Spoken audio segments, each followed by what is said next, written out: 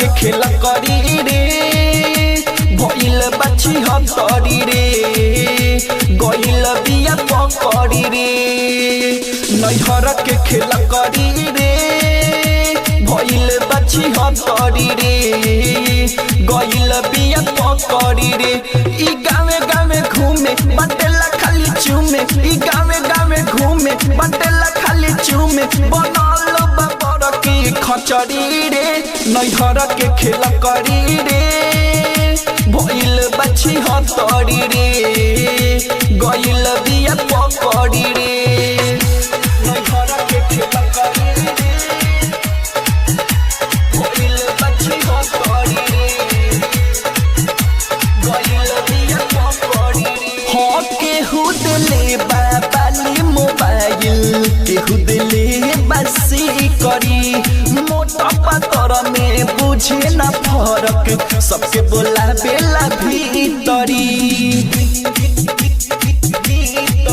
हाँ केहू दिले बाबाली मोबाइल केहू दिले बसी करी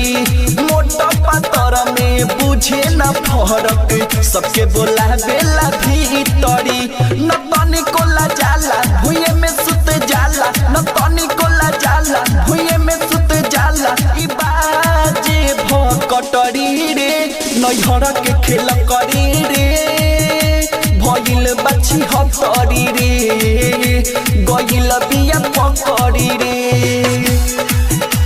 नैहर के खेल करी रे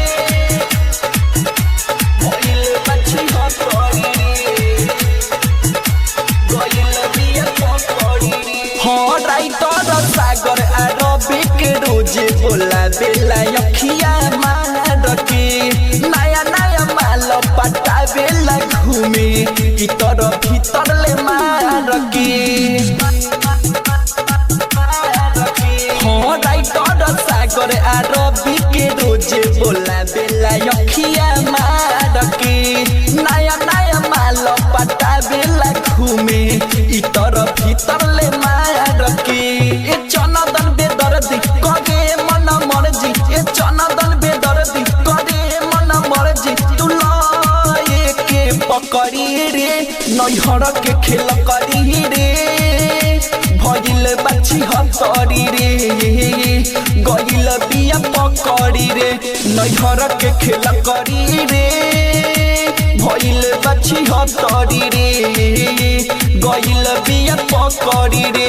ई गावे गावे घूमे बटेला खाली चूमे ई गावे गावे घूमे बटेला खाली चूमे बनल बाबर की खचड़ी रे नैहर के खेल करी रे भइल बाछी हतरी रे गइल बिया पकड़ी रे हाईटेक रिकॉर्डिंग स्टूडियो पचपकड़ी।